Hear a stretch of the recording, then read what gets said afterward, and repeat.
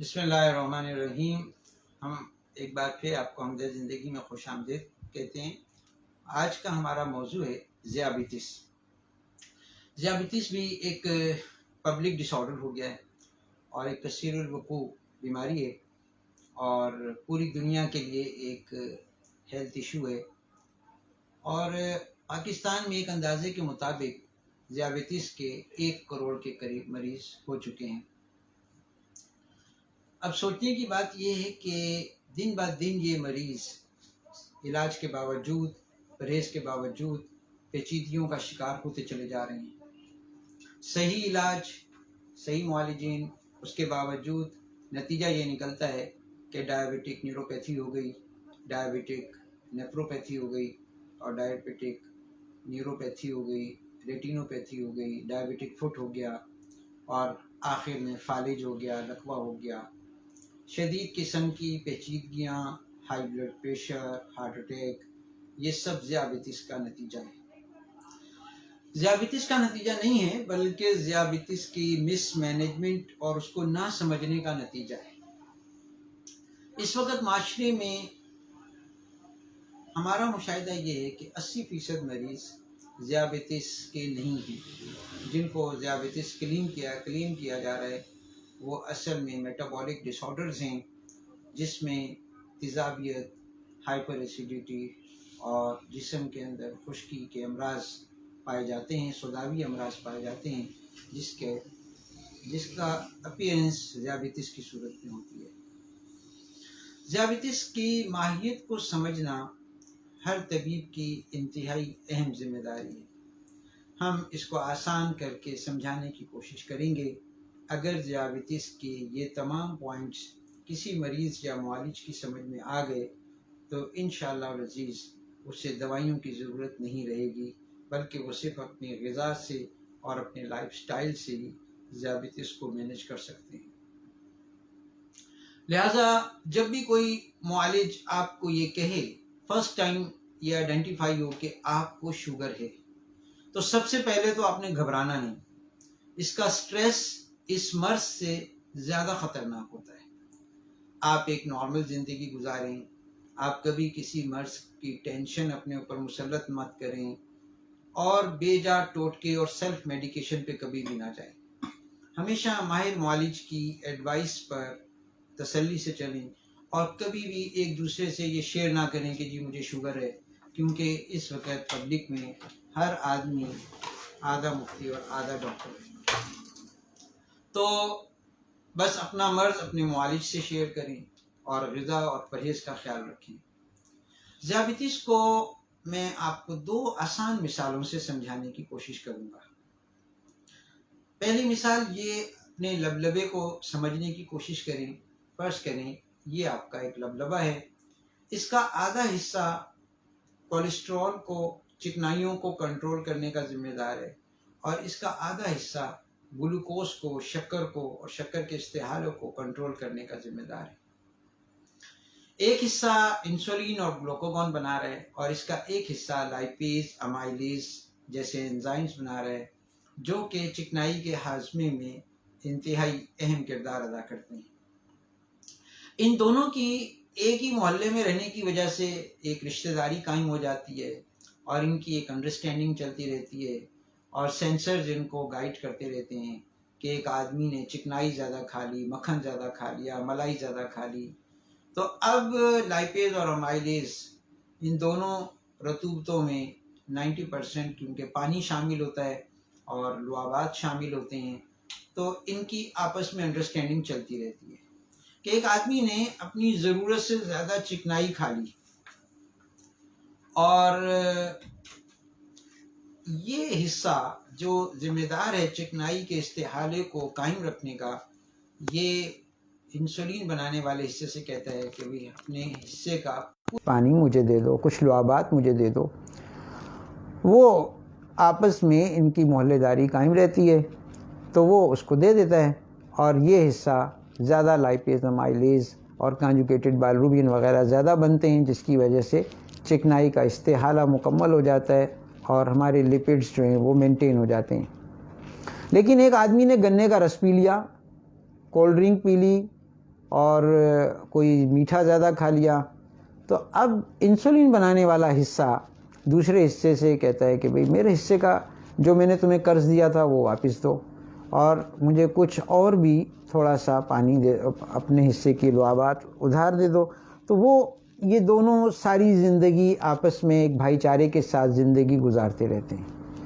لیکن ایک آدمی نے گلاب جامن کھا لیے یا ایسی غذا کھا لی جس میں چکنائی بھی کافی مقدار میں ہے اور جس میں میٹھا بھی کافی مقدار میں ہے، اب ان دونوں کی ٹسل شروع ہو جاتی ہے۔ وہ کہتا ہے مجھے گلوکوز کنٹرول کرنا ہے، وہ کہتا ہے نہیں مجھے چکنائی کنٹرول کرنی ہے۔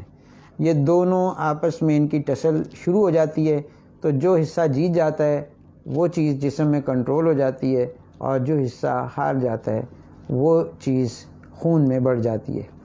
مثلا اگر لائپیز امائلیز بنانے والا حصہ ہار گیا تو خون میں ڈسلیپیڈیمیا ہو جائے گا، یعنی cholesterol, triglyceride, L D L کا توازن بگڑ جائے گا، اور اگر انسولین بنانے والا حصہ ہار گیا تو خون میں شکر زیادہ بڑھ جائے گی۔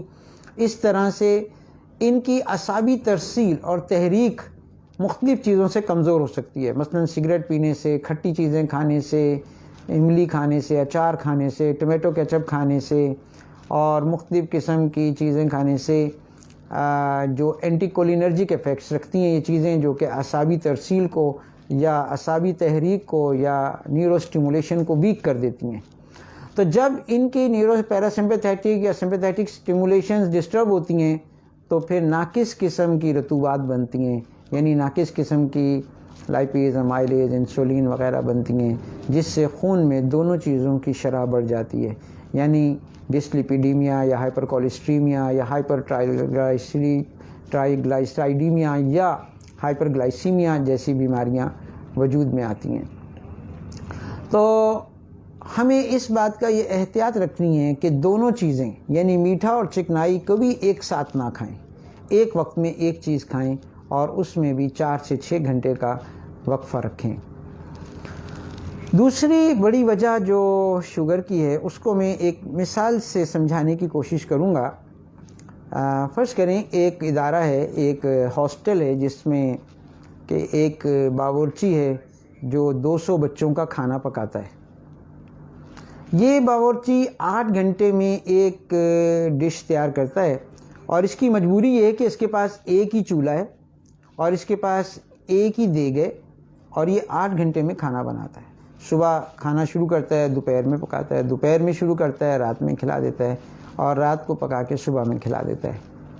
کہیں سے اس کو ایک سائیڈ بزنس کے طور پہ یا پارٹ ٹائم جاب کے طور پہ انڈر دا ٹیبل ایک اور دیگ پکانے کا آرڈر مل گیا۔ اب یہ پریشان ہے کہ میں ایک دیگ اور کیسے پکاؤں، تو یہ ہر سلاٹ میں سے 2 گھنٹے شارٹ کرتا ہے اور ایک نئی دیگ پکا کے سائیڈ بزنس شروع کر دیتا ہے۔ اب جب یہ دیگ 8 گھنٹے کے بجائے 6 گھنٹے میں پکی تو کھانا کچا پکا، تو بچوں نے کھانے سے انکار کر دیا، کھانے میں ٹیسٹ نہیں تھا، کھانا گلا ہوا نہیں تھا، بچوں نے کھانے سے انکار کر دیا۔ تو کئی دن تک یہ بار بار جب یہ چیزیں ریپیٹ ہوتی رہیں گی تو بچے کمزور ہوتے چلے جائیں گے، اور بچے کچا کھانا کھائیں گے تو ان کو بدہضمی ہو جائے گی اور مختلف قسم کی کمپلینٹس ہو جائیں گی، نہیں کھائیں گے تو ویک ہو جائیں گے۔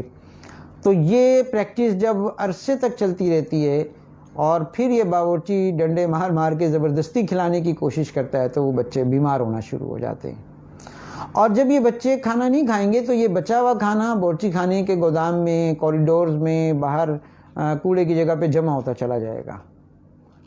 بالکل اسی طرح سے یہ مثال اپنے جسم پہ ہم لاگو کرتے ہیں کہ یہ ہمارا دماغ ایک باورچی ہے، اس کے پاس ایک دیگ ہے جو میدے کی صورت میں یہاں رکھی ہے، اور اس کے نیچے ایک لبلبا ہے جو چولہے کی صورت میں نیچے موجود ہے، اور یہ ایک کھانے کے ڈائجیشن یعنی اس کے احساس سے، اس کے خیال سے ڈائجیشن سٹارٹ ہو جاتی ہے۔ جیسے کھانا سامنے آتا ہے تو منہ میں لعاب آنا شروع ہو جاتا ہے، تو اسی وقت سے ڈائجیشن سٹارٹ ہو گئی آپ کی۔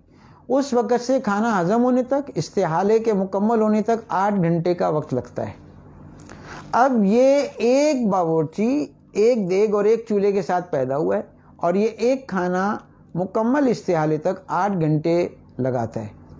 اب اس آدمی نے 8 گھنٹے کے دوران ایک اور کھانا کھا لیا، صبح ناشتہ کیا، پھر 11 بجے کوئی جناب برنچ آ گیا، پھر لنچ کا ٹائم آ گیا، پھر ٹی بریک آ گئی، پھر جناب کچھ درمیان میں جو چیز آئی وہ بھی کھائی گئی، پھر ڈنر آ گیا، پھر رات کو سوتے ہوئے بھی کچھ کھانا ہے۔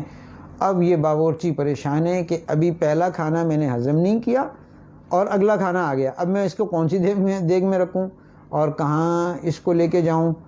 تو یہ کچے کھانے، آدھے پکے ہوئے کھانے اور مکمل پکے ہوئے کھانے جب مکس ہوتے ہیں تو سیلز ان کچے کھانوں کو ایکسیپٹ کرنے سے انکار کر دیتے ہیں۔ انسولین ریزسٹنس جیسی بیماریاں آ جاتی ہیں، سیلولر ریزسٹنس جیسی بیماریاں آ جاتی ہیں کہ ابھی یہ ٹرائیگلائسرائڈ جو ہیں یا ابھی یہ گلوکوز ابھی پیچیدہ شکل میں تھا، ابھی یہ مونوسیکرائڈ میں کنورٹ نہیں ہوا، یہ پولیسیکرائڈ ہے، باڈی اس کو ایکسیپٹ نہیں کرے گی۔ تو اب یہ سیلز اندر ہی اندر اپنے ریزروائرز کو استعمال کرتے رہتے ہیں، اور جب ان کے ریزروائر بھی استعمال ہو چکتے ہیں تو یہ خالی ہو کے پھٹنا، ٹوٹنا اور فائبروسس کا عمل شروع ہو جاتا ہے، اور جسم گھلنا شروع ہو جاتا ہے، تحلیل شروع ہو جاتی ہے، استحصال شروع ہو جاتا ہے، اور باڈی جو ہے وہ شرنک ہو کے ویک ہو جاتی ہے۔ یہ ایک یعنی کہ پیچیدگی ہے ذیابیطس کی کہ کھانا ہضم نہیں ہو رہا کیونکہ کھانا کچا رہ گیا۔ اب ہم سارا قصور لبلبے کو دے رہے ہیں، ہم سارا قصور انسولین ریزسٹنس کہہ کے اور پتہ نہیں کیا کیا۔ اب یہ ساری تھیوریاں یعنی کہ جو ہے نا یعنی کہ ماہرین کی نگاہ میں غلط ثابت ہو گئی ہیں کہ ایک آدمی کا لبلبہ ٹھیک ہے، ایک آدمی انسولین صحیح پروڈیوس کر رہا ہے اور سیرم انسولین لیول صحیح ہے، سی پیپٹائڈ لیول صحیح ہے، اب اس کو ڈائبٹیز کیوں ہو گئی؟ تو میجورٹی آف پیشنٹس ہمیں ایسے ملتے ہیں جن کا سیرم انسولین ٹھیک ہوتا ہے اور وہ ڈائبٹک ہوتے ہیں۔ وجہ کیا ہوتی ہے کہ ایک وقت میں کئی کھانے کھانا، کئی قسم کے کھانے کھانا۔ اب بعض کھانے ایسے ہیں جس میں کھٹا بھی ہے، جو ٹھنڈا بھی ہے، اور اس میں چکنائی بھی ہے، اور اس میں میٹھا بھی ہے۔ اب چاروں چیزیں آپ نے ایک ساتھ جمع کر دیں کہ مار بھی رہے ہیں، رونے بھی نہیں دے رہے ہیں جی۔ اب وہ جناب لبلبہ پریشان، معدہ پریشان، جگر پریشان، دماغ پریشان کہ اس کھانے کا میں کیا کروں۔ یعنی ایک کھانے میں آپ نے چار چیزیں جمع کر دیں۔ اینٹی کولینرجک ایکٹیویٹی ہے جو اعصابی تحریک کو کمزور کر رہا ہے، جس نے لبلبے کو تحریک دینی ہے خالص اور صالح رطوبات بنانے کے لیے، ٹھیک ہے، اور پھر اوپر سے اب وہ صالح رطوبات آپ نہیں بننے دے رہے اینٹی کولینرجک ایکٹیویٹی والی ڈائٹس لے کر، اور اوپر سے آپ نے اس کو چکنائی اور میٹھا بھی دے دیا کھانے کو، یعنی کہ ایسی آئس کریم جو اورنج بیسڈ ہے، جس میں کھٹا بھی ہے اور وہ آئس کریم بھی ہے، اب یعنی کہ نہ ہوتے ہوئے بھی شوگر ہونے کی آپ نے دعوت دے دی۔ دوسری چیز جو معاشرے میں شوگر عام ہے، جو بچوں کو خاص طور پہ ہے، وہ کھٹی چیزیں کھانے سے، ٹاٹری والی چیزیں کھانے سے، ان چیزوں سے شوگر بہت زیادہ بڑھتی ہے۔ یعنی وہ بچے جو چاکلیٹ، چکن، چپس اور ٹاٹری والی چیزیں زیادہ کھاتے ہیں، اس چیزوں سے بھی شوگر ہو جاتی ہے۔ تو وہ لوگ جو زیادہ تر باہر کا کھانا کھاتے ہیں، کھانے کو ذائقہ دار بنانے کے لیے اس میں ٹاٹری ڈالی جاتی ہے، اس میں مختلف جینوموتو کیمیکلز اور پتہ نہیں کیا کیا ذائقے کے لیے ڈالے جاتے ہیں، وہ لوگ کبھی ایسا کھانا کھا کے اپنی شوگر چیک کریں تو میٹھے سے زیادہ اس طرح کی خشک اور کھٹی چیزیں شوگر کو بڑھانے کا زیادہ ذریعہ بنتی ہیں۔ لہٰذا عمومی طور پہ شوگر کے مریضوں کو سب سے زیادہ یہ خیال رکھنا ہے کہ ایک کھانے سے دوسرے کھانے میں 8 گھنٹے کا وقفہ دیں۔ اگر بیچ میں بھوک لگے تو رچ فائبر ڈائٹ لے لیں، سلاد لے لیں، فروٹ کا استعمال بڑھا دیں، ڈرائی فروٹ کا استعمال بڑھا دیں، ایسی چیز کھائیں جس میں غذائیت ہو۔ پھر 4 چیزیں شوگر کے مریضوں کو سیکھنی چاہیے، جس کی ٹریننگ انتہائی ضروری ہے، ٹھیک ہے۔ ہم اس کی باقاعدہ ورک شاپس کرواتے ہیں، اور ان ورک شاپس کے اندر ہم باقاعدہ ان چیزوں کی ٹریننگ دیتے ہیں لوگوں کو، اور اس کی وجہ سے اللہ کے فضل سے ہماری اکثر شوگر کے مریض ڈرگ لیس لائف گزارتے ہیں۔ 4 چیزوں سے ہمارا بالکل چارہ کار نہیں ہے، تو ان 4 چیزوں کی ٹریننگ ہمیں لینی ہے۔ پانی کیسے پینا ہے، کھانا کیسے کھانا ہے، سونا اور ورزش۔ اگر یہ 4 چیزیں کوئی بھی شخص سیکھ جائے تو انشاءاللہ العزیز اسے موت تک ذیابیطس کا کوئی سامنا نہیں کرنا پڑے گا، اور اگر ذیابیطس ہو چکی ہے تو وہ اس کو آسانی سے بغیر کسی پیچیدگی کے اپنی عمر پوری کر سکتے ہیں۔ پانی میں 5 احتیاطیں کرنی ہیں۔ نہار منہ پانی نہیں پینا، ٹھنڈا پانی نہیں پینا، کھانے سے آدھا گھنٹہ پہلے پانی پینا ہے اور کھانے کے 2 گھنٹے کے بعد پانی پینا ہے، اور جب تیز پیاس لگے جب پانی پینا ہے۔ یہ بات بھی غلط ہے کہ جی 8 گلاس پانی پیو، یہ کوئی فرض واجب نہیں ہے، اور یہ انتہائی خطرناک بات ہے کہ جی بغیر پیاس کے پانی پینا جسم کے اندر فری ریڈیکلز پیدا کرتا ہے، ہائیڈروجن آئنز کا ارتکاز بڑھا دیتا ہے، جس کی وجہ سے ہائپر ایسیڈیٹی ہو جاتی ہے اور مختلف قسم کے معدے کے امراض پیدا ہو جاتے ہیں، سینے کی جلن ہو جاتی ہے، ہائیڈروسس ہو جاتا ہے، اور آدمی کے کڈنی کے اوپر بھی بہت لوڈ پڑ جاتا ہے۔ لہٰذا پانی کے سینسر باڈی نے لگائے ہوئے ہیں، جب آپ کو پانی کی ضرورت ہوگی باڈی آپ کو خود بتائے گی کہ مجھے پانی پینا ہے، ٹھیک ہے؟ تو نہار منہ پانی پینا، حارث بن کلدہ ایک طبیب تھا حضور صلی اللہ علیہ وسلم کے زمانے میں، ایک مرتبہ آپ علیہ الصلوۃ والسلام نے ایک پیشنٹ بھی اس کے پاس ریفر کیا، تو اس نے ایک مرتبہ وہ ایران کے بادشاہ کے علاج کے سلسلے میں گیا، تو ایران کے بادشاہ نے اس سے کہا کہ ساری طب ایک ہی جملے میں بیان کرو، تو اس نے کہا نہار منہ پانی نہیں پینا چاہیے۔ آسموسس، ہم شروع میں سائنس کے طالب علم آسموسس پڑھتے ہیں، تو جب آدمی صبح نہار منہ پانی پی لیتا ہے تو اس کی سارے جو گیسٹرک بیڈ تیار ہوتا ہے ساری رات بھر میں، وہ ساری گیسٹرک سیکریشنز پانی میں چلی جاتی ہیں، پورا معدہ واش ہو جاتا ہے، اور مسلس کے اندر جو معدے کے عضلات ہیں اس میں پانی بھر جاتا ہے، جس سے ان کی الاسٹیسٹی ٹون میں کمی واقع آ جاتی ہے، اور وہ مسلس پوری طرح سے غذا کو گرائنڈ کرنے کے یا چرن کرنے کے اہل نہیں رہتے، اور پھر یہ ناقص ہضم شدہ غذا آنتوں پر بوجھ بنتی ہے، جسم پر بوجھ بنتی ہے، اور غذائیت کی کمی کی وجہ سے جسم ہر وقت لیتھارجک رہتا ہے، اور جسم ایڈیمیٹس یعنی ورم اور تہبج پیدا ہو جاتا ہے جسم میں۔ تو ان چیزوں سے ہمیں ذرا بغیر معالج کی تحقیق کے کبھی بھی کوئی کسی ایڈوائس پر عمل کرنا، کسی ٹوٹکے پہ عمل کرنا خودکشی کے مترادف ہے۔ تو ان ساری چیزوں کا خیال کرنا چاہیے۔ ٹھنڈے پانی میں 3 پیچیدگیاں ہیں۔ ایک یہ کہ آپ نے دیکھا ہوگا کہ اگر ہم جلتے ہوئے بلب پہ پانی ڈالیں تو بلب پھٹ جاتا ہے، تو ہماری باڈی جو ہے وہ کئی انرجیز کا مرکب ہے، اس میں کیمیکل انجن بھی لگا ہوا ہے، اس میں میکینیکل انجن بھی لگا ہوا ہے، ایٹامک انڈسٹریز بھی لگی ہوئی ہیں جو ہر وقت ہیٹ پروڈیوس کر رہی ہیں۔ تو جب ان پہ ڈائریکٹ پانی پڑتا ہے تو یہ بلبز، اس کے سیلز پھٹنے شروع ہو جاتے ہیں۔ دوسری بات آپ نے دیکھی ہوگی کہ ٹھنڈے پانی میں چینی حل نہیں ہوتی، آپ جتنی بھی کوشش کریں یک ٹھنڈا پانی لیں اس میں چینی حل کرنے کی کوشش کریں تو چینی ٹھنڈے پانی میں حل نہیں ہوتی۔ تو ٹھنڈا پانی جسم میں حل نہیں ہوتا، پیٹ میں جمع ہوتا رہتا ہے اور سیلز میں جذب نہیں ہوتا، جس سے 20-25 منٹ کے بعد سیلز کو دوبارہ پیاس لگتی ہے اور وہ تھرسٹ سینٹر کو جا کے کمپلین کرتے ہیں اور آپ کو دوبارہ پیاس لگتی ہے، آپ پھر پانی پی لیتے ہیں اور پھر ٹھنڈا پانی پی لیتے ہیں، اور ٹھنڈا پانی 1-2 گھنٹے کے بعد جذب ہوتا ہے۔ مین وائل پیاس لگتی رہتی ہے، آپ پانی پیتے رہتے ہیں اور پیٹ پانی کی مشق کی طرح پھولتا چلا جاتا ہے۔ لہٰذا ٹھنڈا پانی جسم کی حرارت غریزی کو بہت تیزی سے گرا دیتا ہے۔ آپ نے دیکھا ہے جب ٹھنڈے پانی میں چینی حل نہیں ہوتی تو اب ٹھنڈا پانی جسم کے مسلز کو بھی آہستہ آہستہ ٹھنڈا کرتا چلا جاتا ہے اور ان کی لیٹنٹ ہیٹ ڈراپ ہوتی چلی جاتی ہے، ان میں ہائیڈروسس کا عمل شروع ہو جاتا ہے، اور پھر یہ ان میں شکر جذب کرنے کی استعداد، اہلیت ختم ہو جاتی ہے۔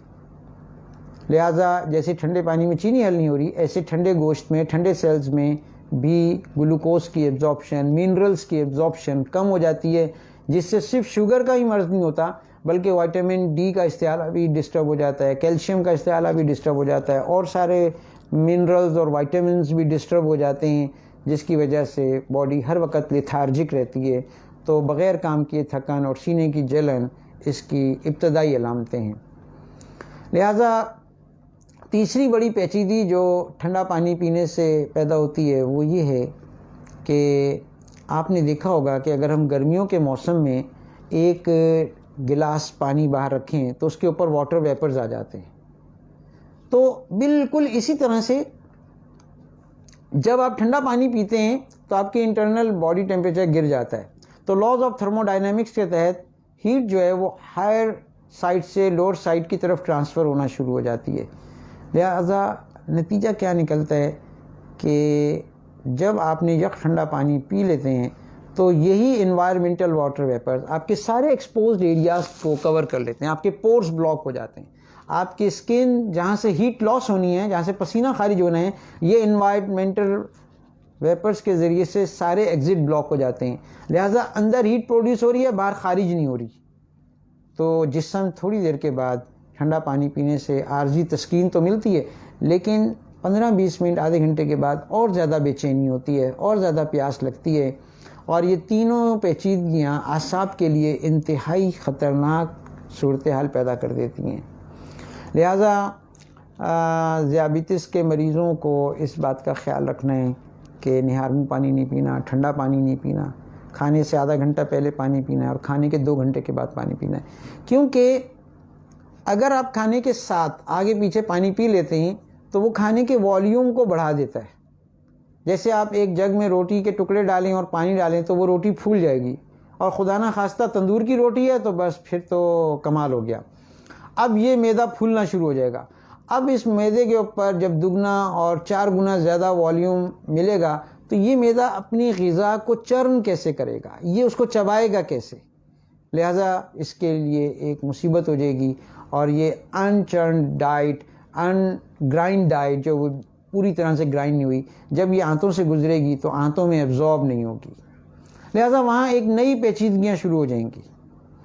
مجھے الحمدللہ 30 سال ہو گئے میڈیکل پریکٹس میں آئے ہوئے، اور میں یہی بات دیکھ رہا ہوں کہ جن لوگوں کو ہم نے یہ پرہیز بتائے اور جنہوں نے اس کو پوری طرح سے فالو کیا، وہ اللہ کے فضل سے بہت جلدی صحت یاب ہوئے۔ تو یہ جو جتنے بھی لوگوں کے گردے فیل ہو جاتے ہیں یا جتنے بھی لوگوں کے جگر فیل ہو جاتے ہیں، اتفاق کی بات یہ ہے کہ ان میں سے اکثریت کو جگر اور گردے کا کوئی مرض نہیں ہوتا۔ ان کا مرض کیا ہوتا ہے کہ یہ جو انڈائجسٹڈ چاول اور ان گرائنڈ روٹی جب آنتوں سے گزرتی ہے تو یہ آنتوں کی جو ولائی ہیں، جو آنتوں کی چنٹیں ہیں اور اوگائز ہیں، ان کے اندر جذب ہوتی رہتی ہے، سالوں جذب ہوتی رہتی ہے، تو ایک سٹرونگ بیریئر بن جاتا ہے آنتوں کے اوپر، ایک کوٹنگ لیئر بن جاتی ہے اس آٹے چاول گلوٹن کی، جس کی وجہ سے نئی غذا آنتوں میں جو گزر رہی ہے اوپر سے وہ جذب نہیں ہوتی، اور وہ جوں کی توں گزر جاتی ہے اور وہ ہمارے اسٹول کا حصہ بن کے جسم سے خارج ہو جاتی ہے۔ لہذا جگر اب اس غذا کو آنتوں سے سک کرنے کی کوشش کرتا ہے، لیکن اس کو نئی غذا نہیں ملتی، تو 8-10 سال تک جگر اپنے ریزروائر سے، اپنی ذخیرہ شدہ غذا سے کام چلاتا رہتا ہے، لیکن جب یہ بہت تھک جاتا ہے تو یہ سکڑ جاتا ہے، اور ہم کہتے ہیں جی سیروسس آف لیور ہو گیا، گردے سکڑ گئے، گردے کا سائز چھوٹا ہو گیا، کڈنی کا سائز چھوٹا ہو گیا۔ اصل میں جب جگر کو پوری غذا نہیں ملے گی تو یہ صحیح میٹابولزم نہیں کرے گا، ناقص قسم کے مرکبات بنیں گے، اور انہوں نے گردوں سے گزرنا ہے، تو یہ ٹاکسک میٹیریل، فری ریڈیکلز، انڈائجسٹڈ مل جب یہ گردوں سے گزرتے ہیں تو سیل ڈیمیج وہاں کے کرتے ہوئے گزرتے ہیں، اور ہم کہتے ہیں جی ڈائیبٹک نیفروپیتھی ہو گئی۔ حالانکہ یہ سارا آٹے چاول کا کمال ہے کہ یہ سارے کاربوہائیڈریٹ کا میٹابولزم، جیسے آپ توے پہ روٹی پکانے کے لیے ڈالتے ہیں، ابھی توا پورا گرم ہوا نہیں اور آپ روٹی پلٹنے کی کوشش کرتے ہیں تو وہ روٹی آدھی توے کی اور آدھی آپ کی۔ اب یہ کچی روٹی آپ کبھی بھی توے پہ سے نہیں اٹھا سکتے، توا جب ایک خاص حد تک گرم ہو جاتا ہے تو وہ روٹی کو خود چھوڑ دیتا ہے، اور آپ آسانی سے اس روٹی کو پلٹ کے اور سیک کے آپ روٹی پکا لیتے ہیں۔ اسی طرح ہمارے مسلس کو جب پوری ڈائٹ نہیں ملتی اور پوری قوت نہیں ملتی، ان کی حرارت غریزی جب کم ہو جاتی ہے تو اس کے اوپر سے ان آنتوں کے مسلس پہ اوپر سے گزرنے والی جو غذا ہے وہ اس کے ویلائز میں، اس کی چنٹوں میں جمع ہوتی رہتی ہے، اور ان کی حرارت غریزی کم ہونے کی وجہ سے وہ تحلیل نہیں ہو پاتی، اور مریض کو قبض کی بھی شکایت ہو جاتی ہے۔ اور پھر ظلم یہ ہوتا ہے کہ وہ قبض کے لیے سب گول کھانا شروع کر دیتا ہے، جو انتہائی سر تر قسم کی دوا ہے، جس کی وجہ سے اس کے جوڑوں میں درد شروع ہو جاتا ہے، اس کو پلمونری ایڈیما شروع ہو جاتا ہے، اس کو اور بھی اس کی کئی قسم کی پیچیدگیاں شروع ہو جاتی ہیں۔ لہٰذا کبھی بھی سیلف میڈیکیشن یوں سمجھ لیں کہ دوسری خودکشی، یا یوں سمجھ لیں کہ ایک خودکشی کی ہی قسم ہے۔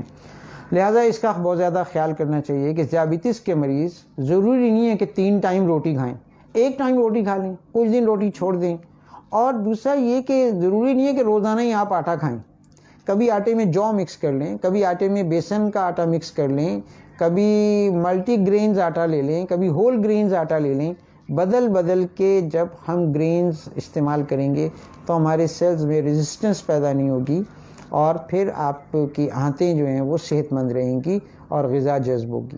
اور کبھی کبھی ایک وقت کا کھانا چھوڑ دیں, اس کی جگہ صرف آپ رچ فائبر ڈائٹ لے لیں.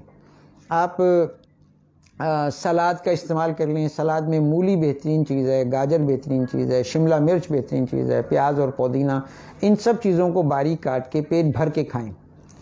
ہمارا کسی کانفرنس کے سلسلے میں ترکی جانا ہوا تو مجھے یہاں سے میرے دوستوں نے کہا کہ بھئی وہاں جو پہلی دفعہ کھانا لگے گا نا وہ 4 یا 5 دفعہ میں کھانا لگاتے ہیں.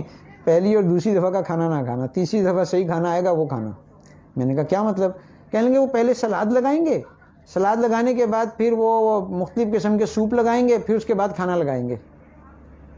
تو میں نے کہا یار اسی سے کم از کم کچھ سمجھ لو کہ کتنا بہترین میسج دے رہے ہیں وہ, کہ ہم پہلے سلاد ½ کلو 1 کلو سلاد اور فروٹ کھانے کے عادی بنیں. ٹھیک ہے, اب افطاری میں کیا ہوتا ہے کہ ہمارے جسم کو پانی کی ضرورت ہوتی ہے اور ہم پانی کے علاوہ سب کچھ اس کو کھلا دیتے ہیں. ہاں, تو ملٹیپل ٹاسک اس کو دے دیتے ہیں کہ پکوڑے بھی ہیں, سموسے, دہی بھلے, یہ وہ. نہیں, ہمارے استاد جن سے ہم نے یہ علاج بالغذا کا علم سیکھا وہ افطاری میں ہم نے ساری زندگی ان کو دیکھا کہ ایک کھجور کھانا ہے اور پانی پینا ہے. زیادہ سے زیادہ پانی میں تھوڑا سا گڑ ملا لیں, تھوڑا سا نمک ملا لیں, تھوڑا سا لیموں کا رس ملا لیں, یہ ایک شربت بنا لیں, محلول بنا لیں اور یہ بس آپ افطاری میں استعمال کریں.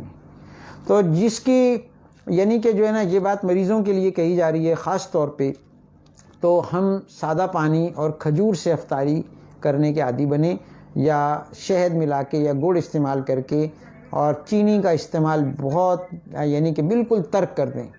یہ وائٹ شوگر جو ہے نا ایک دوسرا زہر ہے. یا اگر کوئی چیز میٹھی کرنی ہے تو اسٹیویا ایک پروڈکٹ ہے ہماری, وہ بھی نباتاتی شوگر ہے, ہم اس کو استعمال کر لیں جو ایکول کے نام سے مارکیٹ میں اویلیبل ہے. تو مختلف کمپنیز اس کو بناتی ہیں اسٹیویا, اس کو استعمال کر لیں. اسکرین سے بچنے کی کوشش کریں. تو یہ ساری کی ساری چیزوں کا اہتمام کریں. دوسری بات یہ کہ شوگر کے مریض نماز پڑھنے کے 15 منٹ کے بعد کھانا کھائیں. صرف سادی سالن روٹی استعمال کر لیں, تھوڑی مقدار میں روٹی کھائیں, سالن کی مقدار زیادہ ہو, سبزی کی مقدار زیادہ ہو. گوشت ایک دن گوشت کھائیں, ایک دن سبزی کھائیں. سفید لوبیا استعمال کریں.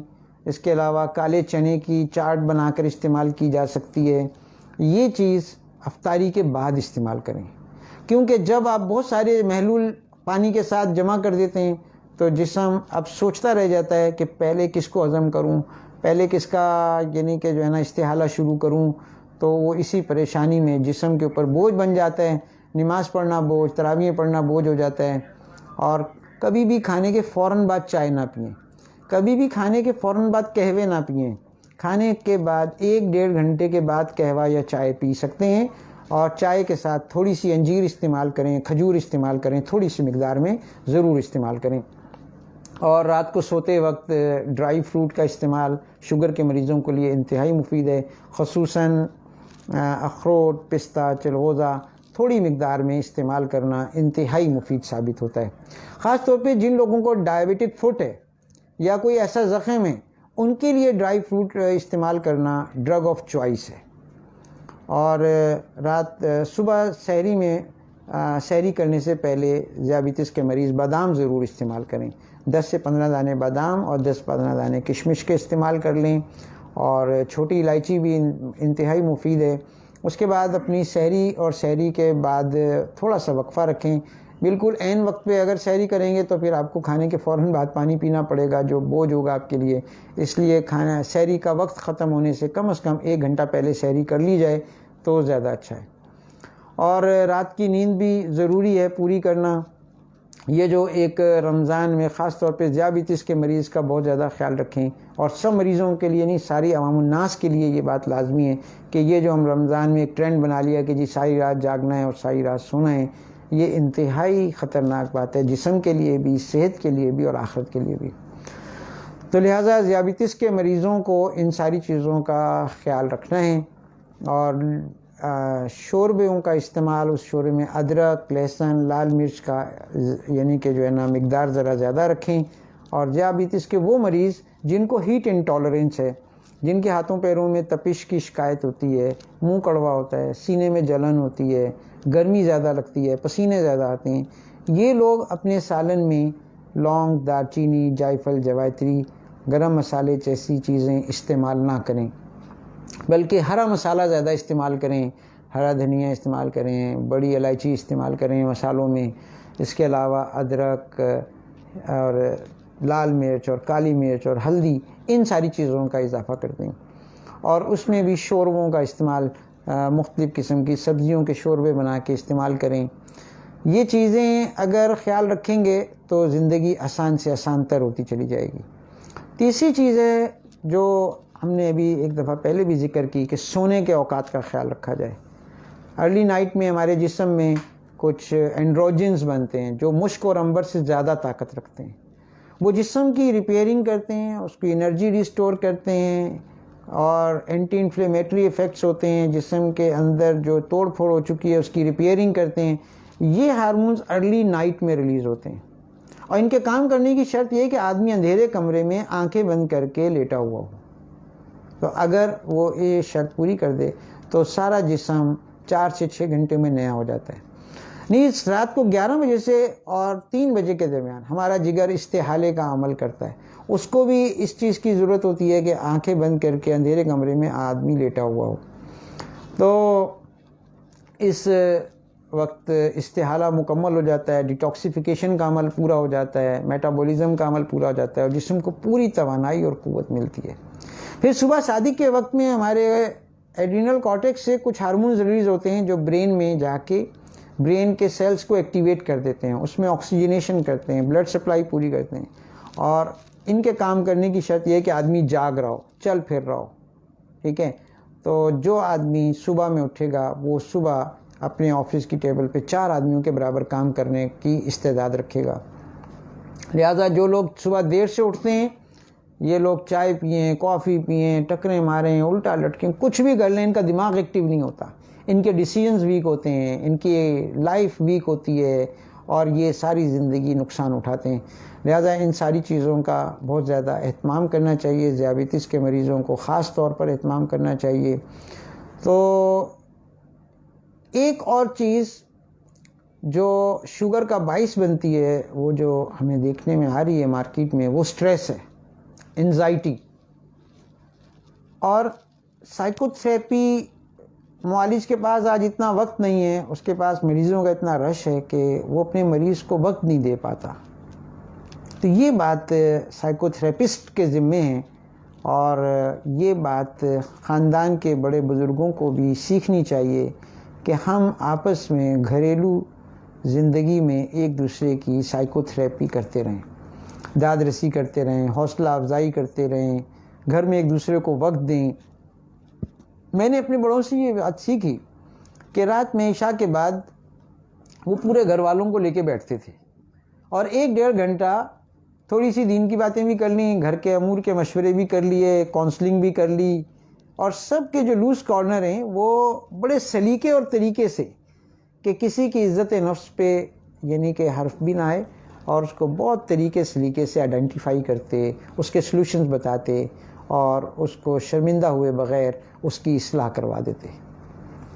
تو یہ چیز ہر گھر کی انتہائی ضرورت ہے کہ سب گھر والے آپس میں رات میں 1-2 گھنٹے بیٹھیں اور ایک دوسرے کی کونسلنگ کریں، ایک دوسرے کے مسئلے حل کرنے کے لیے تجاویز دیں، اور ایک دوسرے کی مدد کریں۔ یہ انتہائی ضروری ہے۔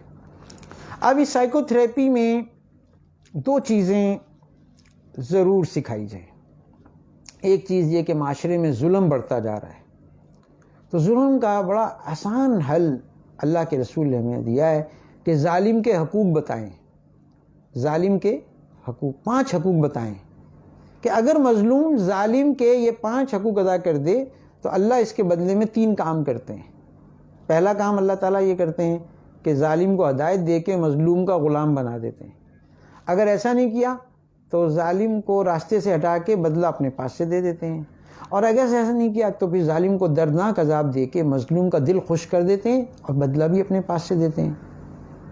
تو مظلوم کے ذمے 5 حق ہیں ظالم کے۔ پہلی بات یہ کہ ظالم کو بد دعا نہیں دینی، دوسرا بدلہ نہیں لینا، تیسرا اس کی کہیں برائی نہیں کرنی، چوتھا یہ کہ اس کے لیے استغفار کرنی ہے، اور پانچواں اس کو ہدیے دینے ہیں۔ اگر کوئی فزیکل ہدیہ نہیں دے پاتے تو کچھ نہ کچھ کلام پڑھ کے اس کو ہدیہ کر دیں، کوئی سورۃ یاسین پڑھ کے ہدیہ کر دیں، کچھ نہ کچھ اس کے دل میں اپنی خیر خواہی رکھیں۔ تو جو مظلوم ظالم کے یہ 4 کام کر دے گا، 5 کام حق ادا کر دے گا، تو پھر اللہ جانے اور وہ ظالم جانے۔ تو کبھی بھی مظلوم اگر ان اعمال کو اختیار کرے گا، ان کے اوپر پوری طرح سے عمل کرے گا، تو اس کا دل نہیں جلے گا، اس کے دل میں خیر خواہی ہوگی۔ تو بدلہ لینے کے جو جذبات ہیں وہ خون کو جلاتے ہیں، وہ آدمی کے اندر میٹابولک ڈس آرڈرز پیدا کرتے ہیں اور اس کے اندر روحانی بیماریاں پیدا کرتے ہیں۔ تو لہٰذا قریش ظالم تھے، حضور صلی اللہ علیہ وسلم مظلوم تھے، آپ صلی اللہ علیہ وسلم نے ان کو بد دعا نہیں دی، آپ نے طاقت میں ہونے کے باوجود بدلہ نہیں لیا، آپ نے سگی بیوی اور سگے دوستوں کے ساتھ بیٹھ کے بھی ان کی برائی نہیں کی، اور رات کو اٹھ کے ان کے لیے استغفار کی، اور دن میں قرضے لے لے کے ان کو کھانا کھلایا۔ تو جو 80-90% لوگ غلط فہمی میں آپ پہ ظلم کر رہے تھے نا، وہ تو آپ کے جانثار بن گئے، آپ کے غلام بن گئے۔ جو 8-10% بہت ٹیڑھے تھے، اللہ تعالیٰ نے انہیں قیامت تک کے لیے مکے مدینے سے باہر نکال دیا، اور جو زیادہ ہی ٹیڑھے تھے نا، ان پہ اللہ نے فوراً اپنا عذاب نازل کر دیا۔ تبت یدا ابی لہب وتب۔ تو ہمیں اللہ کی طاقت کو سمجھنا، اللہ کو قریب سمجھنا، کہ کوئی ہمارا وارث ہے، کوئی ہمارا سنبھالنے والا ہے، جو ہمیں چلا رہا ہے، جو ہمیں دیکھ رہا ہے۔ یہ بال بڑے ہو رہے ہیں اور یہ بال نہیں بڑے ہو رہے، یہ ہڈی بڑی ہو رہی ہے، یہ ہڈی بڑی نہیں ہو رہی۔ آپ کے جسم میں جو کچھ ہو رہا ہے، اس کو چلانے اور بنانے میں آپ کا کوئی حصہ ہے؟ باہر اتنا بڑا نظام چل رہا ہے اس جسم کو سنبھالنے کے لیے، اس میں آپ کا کوئی حصہ ہے؟ آپ کہیں گے نہیں، لیکن خیال یہ ہے کہ میرے بغیر کیسے ہوگا۔ یہ خیال ایسے ہے جیسے آپ نے اپنے مالک سے ٹکر لے لی، اور اس کے نتیجے میں آپ کے جسم بیماریوں کا ایک خزانہ مجموعہ بن جائے گا۔ دوسری چیز سائیکو تھراپی میں جو معالج کی اہم ذمہ داری ہے وہ یہ ہے کہ اپنے مریض کی یہ ٹریننگ کرے کہ ہمارے دماغ میں کچھ کیمیکلز ہیں، کچھ نیورو ٹرانسمیٹرز ہیں جو سوچنے، سمجھنے اور حافظے کا کام کرتے ہیں۔ یہی نیورو ٹرانسمیٹر اور کیمیکلز جسم کے سارے سسٹمز کو کنٹرول کرنے میں بھی دماغ استعمال کرتا ہے۔ تو اس کیمیکل کو دماغ، جس کو ہم ایسیٹائل کولین کہتے ہیں، اور اس کا کچھ حصہ سیروٹونین کے ساتھ مل کے پلاننگ اور پروگرامنگ کا کام کرتا ہے۔ تو 50% میں صرف مثال دے رہا ہوں سمجھانے کے لیے کہ 50% یہ نیورو ٹرانسمیٹر یا کیمیکل دماغ میں سوچنے، سمجھنے اور حافظے اور ڈیسیجن لینے میں استعمال ہوتا ہے، اور 50% یہ ریسٹ آف باڈی کے سسٹمز کو کنٹرول کرنے میں استعمال ہوتا ہے۔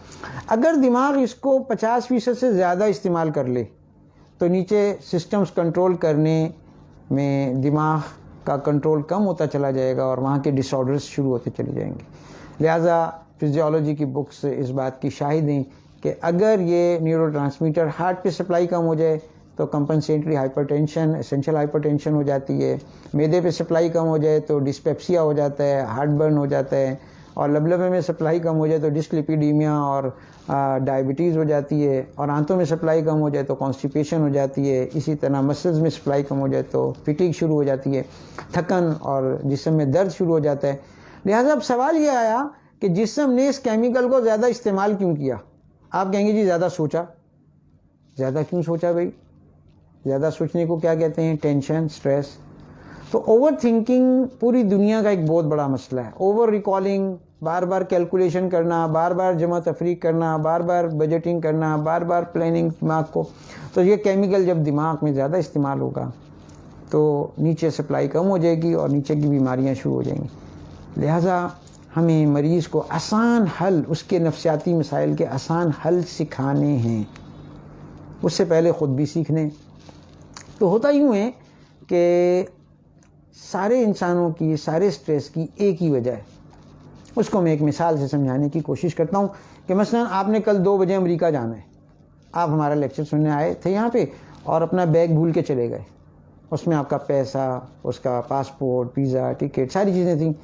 اب بھول کر آپ یہاں کر گئے اور تلاش کر رہے ہیں اپنے گھر میں، اپنی گاڑی میں، مسجد میں، ایئرپورٹ پہ۔ تو جیسے جیسے فلائٹ کا ٹائم قریب آتا جائے گا آپ کا سٹریس لیول بڑھتا چلا جائے گا، اور یہ نیورو ٹرانسمیٹر سارا برین میں یوز ہو جائے گا اور نیچے سپلائی کم ہو جائے گی اور وہاں کے ڈس آرڈر سٹارٹ ہو جائیں گے. لہٰذا ساری دنیا کے سارے انسانوں کے سارے نفسیاتی مسائل کی ایک ہی وجہ ہے کہ جہاں ان کے مسائل کا حل رکھا ہوا ہے وہاں وہ تلاش نہیں کر رہے, اور جہاں نہیں رکھا وہاں خوب تلاش کر رہے ہیں. تو ایسے لوگوں کی سزا دنیا میں یہ ہے کہ دنیا کی زندگی امراض کے ساتھ گزرتی ہے اور آخرت میں تو اللہ ہی جانے. لیکن اللہ نے بتا ضرور دیا ہے کہ کیا ہونے والا ہے, اس پر یقین لانا ہمارا ضروری ہے. تو لہٰذا اس کو سمجھیں, اس کو سنجیدگی سے سمجھیں. ہاں کہ ہمارے سارے مسائل کا حل اللہ نے ایک ہی راستہ رکھا ہے. جیسے دیکھنے کا ایک راستہ ہے, سننے کا ایک راستہ ہے, بولنے کا ایک راستہ ہے, تو کامیابی کا بھی ایک ہی راستہ ہے, امراض کے ٹھیک ہونے کا بھی ایک ہی راستہ ہے. اور وہ سارے نبیوں نے آ کے تعارف کرایا کہ تمہارے سارے مسائل کا حل اللہ کی بندگی میں. اب اللہ تعالیٰ ایک مثال دے رہے ہیں کہ ابراہیم علیہ السلام نے اللہ کی بندگی کی, اللہ نے ان کے رزق میں برکت دے دی, اور اتنی لائیو ایگزامپلز ہیں کہ زمزم اور کھجوریں آج تک ختم نہیں ہو رہی. اللہ نے عزت اتنی دے دی کہ قیامت تک کے انسان نماز میں کہتے ہیں کما صلی اللہ تعالیٰ ابراہیم کما بارک تعالیٰ. صحت اور خوشیاں اللہ نے اتنی دے دی کہ قیامت تک ان کی نسلوں میں چلیں گی. حفاظت آگ میں ڈال کے بھی کی, چھری کے نیچے بھی کی, وادی غیر زر میں بھی کی. تو ہم اپنے مسائل کا حل وہاں تلاش کر رہے ہیں جہاں اللہ نے رکھا نہیں. اب اس سے سٹریس کریٹ ہوتا ہے, اور اس سٹریس کو آپ گولیوں سے ٹھیک کر لیں گے, آپ انجیکشن سے ٹھیک کر لیں گے, آپ دوائیوں سے ٹھیک کر لیں گے. اوہ ہو, ایک نئی مصیبت مریض کے لیے کھڑی کر دیں گے. لہٰذا ہر گھر کے بڑوں کا یہ ذمہ داری ہے کہ روزانہ رات کو بیٹھ کے یہ کاؤنسلنگ کریں, اپنے گھر والوں کی کاؤنسلنگ کریں. معالج کی ذمہ داری ہے کہ چھٹی کے دن اپنے مریضوں کو بلا کے ان کو ایک سیشن دے, ان کی یہ کاؤنسلنگ کرے کہ ہمارے مسائل کا حل کہاں ہے اور کہاں نہیں ہے. تو جب ہم صحیح جگہ اپنے مسئلے کا حل تلاش کریں گے فوراً مل جائے گا. غلط جگہ تلاش کریں گے تو اللہ تعالیٰ نے اس کی بھی قرآن میں مثالیں دیں کہ اسی کامیابی کو اور مسائل کے حل کو نمرود نے حکومت میں تلاش کیا, حامان نے وزارت میں, قوم نوح نے سیاست میں, فرعون نے فوج میں, قوم شعیب نے تجارت میں, قوم سبا نے زراعت میں, قوم سمود صنعت, قوم عیسیٰ طب, قارون نے مال, قوم عاد نے طاقت میں. یہ سارے ذلت کے نشان بنے. لہٰذا ہمارا جسم اور روح کا مرکب ہے, مادے اور روح کا مرکب ہے. تو مادے کو سمجھانے کے لیے اللہ تعالیٰ نے یہ پورا کائناتی نظام بنایا, موسموں کا نظام بنایا, پھلوں کا نظام, غذاؤں کا نظام. جو معالج ان قوانین کو فالو کرتا ہے وہ ان سے فائدے اٹھاتا ہے. اسی طرح روح اللہ تعالیٰ نے بنائی ہے, تو روح اللہ کا امر ہے, تو روح کی غذا بھی اللہ کے اوامر ہے کہ کس وقت میں اللہ مجھ سے کیا چاہتے ہیں. اسی کو بندگی کہتے ہیں. تو جیسے ہی بندہ بندگی اختیار کرتا ہے اس کو بندگی کے فائدے ملنا شروع ہو جاتے ہیں. اللہ اس کو اپنی معرفت دیتے ہیں, اس کی دعا میں قوت دیتے ہیں, نفس اور شیطان پہ غلبہ دیتے ہیں, بغیر کمائے مال دیتے ہیں, رزق میں برکت دیتے ہیں. یہ سب بندگی کے پیکیج ہیں. عزت اور اطمینان دیتے ہیں, صحت اور خوشیاں دیتے ہیں, حفاظت کرتے ہیں. موت, قبر, حشر میں زبردست اعزاز اور استقبال ہوتا ہے. قبر جنت کا باغ بنا دیتے ہیں, اور حشر کے میدان میں ساری دنیا کے انسانوں کے بیچ میں کھڑا کر کے اللہ اس کی کامیابی کا اعلان کرتے ہیں, اور جنت الفردوس میں اللہ اس کے لیے اپنی رضا کا اعلان کرتے ہیں. لہٰذا ذیابیطس ایک سگنل ہے آپ کی بے اعتدالیوں کا, آپ کی بے عملیوں کا, اور آپ کی بے علمی کا. اس کو آپ جیسے جیسے کور کرتے چلے جاتے ہیں اتنی آسانی سے ٹھیک ہوتے چلے جاتے ہیں. دوسرا, حرارت کو قائم رکھنے کے لیے سب سے اہم چیز ورزش ہے. واک کرنا, 40 منٹ کی واک ذیابیطس کے مریضوں کے لیے انتہائی ضرورت ہے. پہلے 5 منٹ آپ نارمل چلیں, پھر 30 منٹ آپ تیز چلیں, اور پھر 5 منٹ نارمل چلیں. یہ برسک فاسٹ کے جو واک ہے جو ہر آدمی لازمی کرے, اور صبح کے وقت میں اس کے فائدے بہت زیادہ ہیں. اور اگر کوئی موقع ایسا ملے کہ گھاس پہ چلنے کا موقع ہو, ننگے پاؤں چلنے کا موقع ہو تھوڑی دیر, اس کو بھی اویل کرنا چاہیے. ورنہ بہترین قسم کے جاگر اچھے جس کی ہیل اور معالج کے مشورے سے آپ لیں, اور وہ پہن کے اور آپ 40 منٹ واک کریں.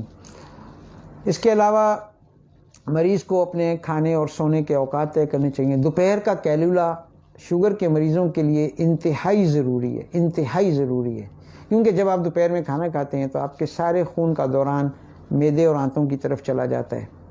لہٰذا اس وقت میں اگر آپ کھڑے ہوئے ہیں اور کوئی دماغی کام کر رہے ہیں تو اب یہ بلڈ کی سرکولیشن کی ڈسٹریبیوشن کی وجہ سے کھانا پوری طرح سے معدہ اور آنتیں چرن کرنے گرائنڈ نہیں کر پاتے, ایبزارب نہیں کر پاتے, میٹابولائز نہیں کر پاتے, اور یہ انڈائجسٹڈ میل یورک ایسڈ کی صورت میں, ٹرائیگلائسرائڈ کی صورت میں, گلوکوز کی صورت میں یہ انڈائجسٹڈ میل سرکولیٹ کرتا رہتا ہے, اور ہم کہتے ہیں جی اس کو یورک ایسڈ ہو گیا, اس کو شوگر ہو گئی, اس کو جناب کولیسٹرول اس کا زیادہ ہو گیا. حالانکہ یہ سب چیزیں کیلولا نہ کرنے کی وجہ سے پیدا ہوتی ہیں. لہٰذا ایک دفعہ ہم ساری بات کو دوبارہ آسان کر کے کنکلوڈ کرنے کی کوشش کریں گے. ذیابیطس کے مریضوں کو اپنے کھانے اور سونے کا وقت کا خیال رکھنا ہے, اور پانی میں 5 احتیاطیں رکھنی ہیں. نہار منہ پانی نہیں پینا, ٹھنڈا پانی نہیں پینا, کھانے سے آدھا گھنٹہ پہلے پانی پینا ہے, اور کھانے کے 2 گھنٹے کے بعد پانی پینا ہے. صبح میں اور مغرب کے فوراً بعد کھانا کھائیں. بیچ کے وقت میں ڈرائی فروٹ اور سلاد کا استعمال زیادہ کریں. سافٹ ڈرنکس سے بچنے کی پوری کوشش کریں. مذاق میں بھی ایک گھونٹ بھی نہ پئیں. اس کا بہت زیادہ خیال رکھنا چاہیے, کیونکہ سوڈا ڈرنک ایسڈ بن جاتا ہے جسم میں فری ریڈیکلز پیدا کرتا ہے, اور صرف شوگر ہی نہیں بلکہ کینسر تک جیسے امراض بھی پیدا ہوتے ہیں ان چیزوں سے. دوسری بات میں نے جو آپ سے عرض کی کہ میجورٹی آف پیشنٹ ڈائبٹیز کے اصلی نہیں ہیں, وہ یہ کہ وہ سارے ایسیڈک پیشنٹ ہیں. ان کے جسم میں تیزابیت بہت زیادہ بڑھی ہوئی ہے, اور یہ تیزابیت چاول, چکن, ٹھنڈا پانی, مسالے, باہر کی غذائیں, پیزا, برگر, ان چیزوں سے کہ کثرت استعمال سے ہوتی ہے. لہٰذا ان ساری چیزوں کو ایوائڈ کریں. گھر کے کھانے پکانے کی کوشش کریں, گھر میں کھانا پکانے کی کوشش کریں, اور اپنے جسم کو مشقت کا عادی بنائیں. اور مزاج کے اعتبار سے معالج کو چاہیے کہ شوگر کے مریضوں کو ٹریٹ کرے. پہلی جو سب سے زیادہ کثیر الوقوع بیماری ہے شوگر کی جو مزاج کے اعتبار سے, وہ سوداوی مریض ہیں, جن کی علامت یہ ہے کہ ان کو جسم میں ہر وقت تھکن محسوس ہوتی ہے, قوت میں کمی محسوس ہوتی ہے, ان کے ہاتھوں کی گرپ ویک ہو جاتی ہے, سینے میں جلن ہوتی ہے, ہاتھوں پیروں میں تپش ہوتی ہے, ہیٹ انٹالرنس ہوتی ہے, ذرا سی گرمی ان کو برداشت نہیں ہوتی, پسینے زیادہ آتے. لہذا ایسے مریضوں کو ہم صبح و شام معجون عشبہ استعمال کرواتے ہیں, یا عشبہ مغربی کا جوشاندہ استعمال کرواتے ہیں. بعد غذا جوارش زنجبیل یا قرص زنجبیل استعمال کروائی جا سکتی ہے, قرص پودینہ استعمال کروائی جا سکتی ہے. اس کے علاوہ تیز پات اور اجوائن کا قہوہ ان مریضوں کے لیے انتہائی مفید ثابت ہوتا ہے. صبح اور شام روغن زیتون استعمال کرنا ان مریضوں کے لیے انتہائی مفید ثابت ہوتا ہے. صبح نہار منہ بادام اور کشمش کا استعمال بھی ان سوداوی مریضوں کے لیے انتہائی مفید ثابت ہوتا ہے. دوسری صفراوی شوگر جو ہے, جو گرمی اور حرارت سے پیدا ہوتی ہے, یہ ان لوگوں کو پیدا ہوتی ہے جو گوشت بہت کھاتے ہیں, جو ڈرائی فروٹ زیادہ استعمال کرتے ہیں, جیسے اخروٹ, پستہ, بادام, چلغوزہ, کاجو, اس طرح کی چیزیں بہت زیادہ کثرت سے, یخنی اور کڑھائی گوشت زیادہ استعمال کرتے ہیں. ان لوگوں کو کی صفراویت اور دمیت بہت زیادہ بڑھ جاتی ہے, حرارت کا ارتکاز بڑھ جاتا ہے, تو ان کو چہرے پہ ہاٹ فلیشز فیل ہوتے ہیں, ہارٹ برن ہوتا ہے, میل بیکم برننگ ڈیل, ہر وقت سینہ جل رہا ہوتا ہے شدید, پیشاب میں جلن ہوتی ہے, صبح میں پیشاب کی مقدار جو ہے وہ کم ہوتی ہے, اور پیشاب تیز پیلا اور گاڑھا پیشاب ہوتا ہے ان کا. تو ایسے لوگوں کو ہم سونف اور الائچی کا قہوہ استعمال کرتے ہیں. بعض اوقات ہم زیرہ اور الائچی کا قہوہ بھی استعمال کرتے ہیں. ان کے کھانے میں بڑی الائچی کا اضافہ کر دیا جاتا ہے, ہلدی کا اضافہ کر دیا جاتا ہے. اس کے علاوہ ان کو سبزیاں زیادہ استعمال کرائی جاتی ہیں, اور ان مریضوں کو ہم صبح و شام سومینا استعمال کرواتے ہیں بعد غذا. ایسے مریضوں کو جو سٹریس کے مریضوں میں بھی ہم سومینا کا استعمال کرواتے ہیں. اس کے علاوہ بعد غذا ہم ان مریضوں کو نمک سلیمانی یا نمک جالینوس استعمال کرتے ہیں, یا جوارش جالینوس بھی استعمال کرائی جا سکتی ہے کچھ مقدار میں. جسم کے دردوں کی صورت میں ازگند ان لوگوں کے لیے بہت زیادہ مفید ثابت ہوتی ہے. لبوب بھی استعمال کروائی جا سکتی ہے. لبوب بغیر میٹھے کے اگر جو لبوب کے نسخے ہیں وہ استعمال کرائے جا سکتے ہیں, جیسے چاروں مغز ہو گئے, بادام ہو گیا, ان ساری چیزوں کا استعمال انتہائی مفید ثابت ہوتا ہے۔ تیسری شوگر جو بلغمی مزاجوں میں ہوتی ہے، جو اصلی شوگر کہلاتی ہے، جس میں مریض کی جلد جو ہے وہ سفید ہو جاتی ہے، اینیمک ہوتے ہیں، پفی ہوتے ہیں، چہرے پہ سوجن ہوتی ہے، ہاتھ پاؤں سوجے ہوئے محسوس ہوتے ہیں، نیند اور سستی اور کسل مندی ان مریضوں میں بہت زیادہ ہوتی ہے، 12 گھنٹے سونے کے بعد بھی ان کی نیند پوری نہیں ہوتی، ان کو پیشاب بار بار آتا ہے، سفید پیشاب آتا ہے اور رات میں 3-4 بار پیشاب آتا ہے۔ یہ اصل ذیابیطس شکری کی قسم ہے جو اس وقت بہت کم پائی جاتی ہے۔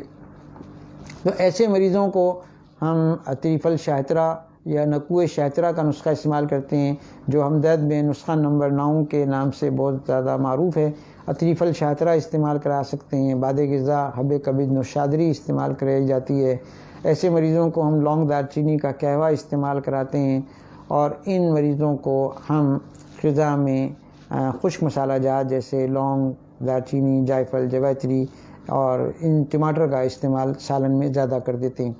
تو یہ ساری چیزیں ان مریضوں میں انتہائی مفید ثابت ہوتی ہیں، خاص طور پہ جن لوگوں کو ڈائبیٹک نیوروپیتھی ہوتی ہے، ان لوگوں کو بھی اس طرح کے مقویات جس میں ماء اللحم سادہ، عرق عنبر سادہ اور حب جواہر انتہائی مفید ثابت ہوتی ہے۔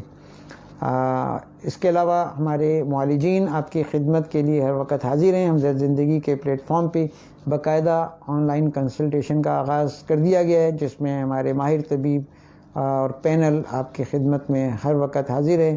بہت شکریہ، جزاک اللہ، السلام علیکم۔